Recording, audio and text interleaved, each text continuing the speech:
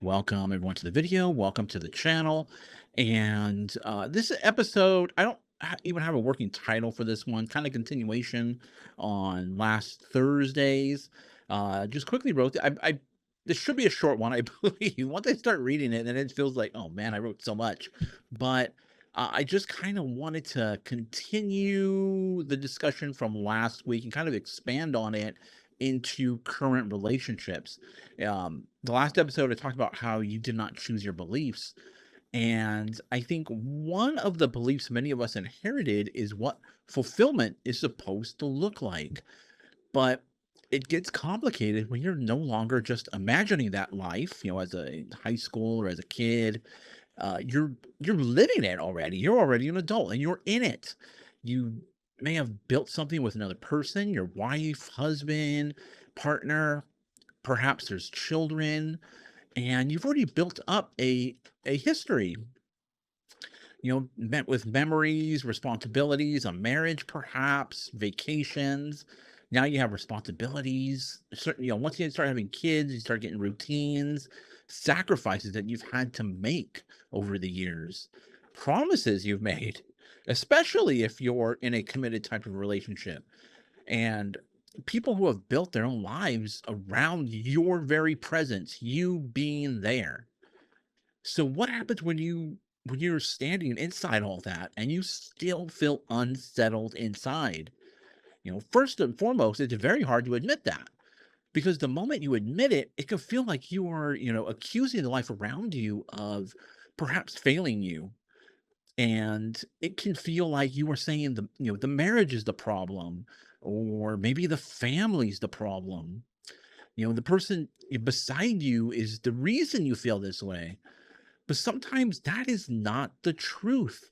Sometimes the relationship did not create the emptiness. It only simply revealed the emptiness that was already there. Sometimes the family did not fail to fulfill you. You were asking family to do something it was really never meant to do. And this is where we have to be careful, because once other lives are involved, and especially children are involved, escape cannot be the first answer you run to.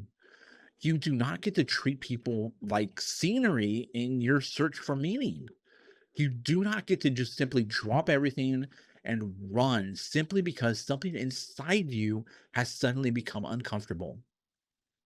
That does not mean you ignore the struggle. It does not mean you bury it deep down and just simply live life pretending everything is fine. It means you stop long enough to ask whether the thing you're trying to escape is actually outside of you, or whether this has been inside of you the whole time. Because if it is inside you, a new house won't fix it. The next relationship will not fix it. A completely new version of your life may be a distraction, but eventually the same emptiness will come and find you. And that is the part nobody wants to sit with. You can love your spouse and still feel lost. You can have and love children and still feel restless.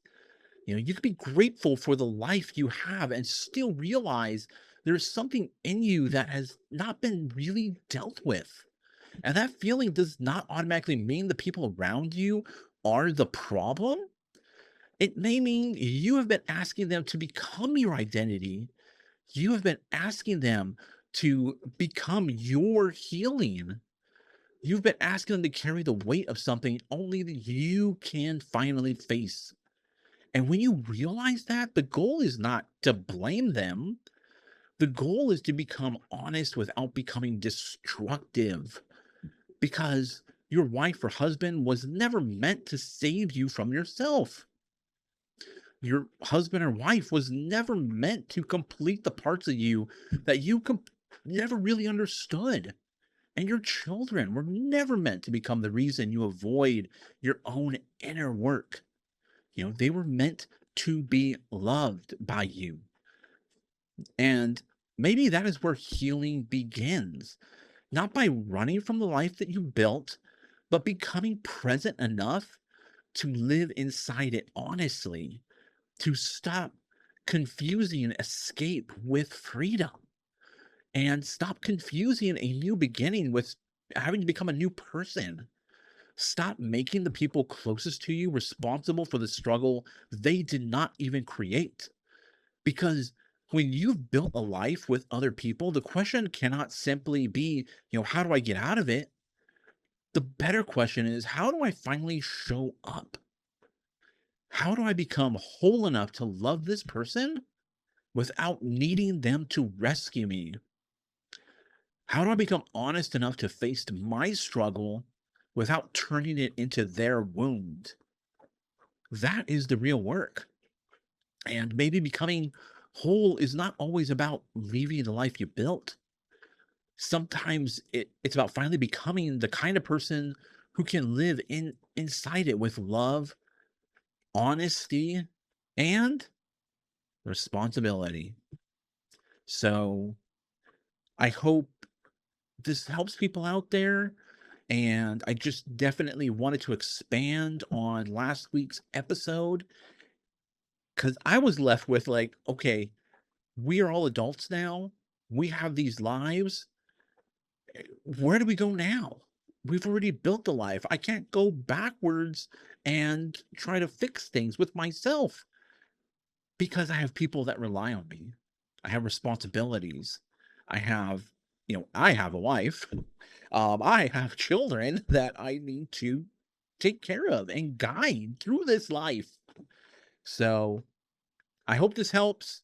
Just a little quick hitting, episode here. The next episode I will be on Thursday.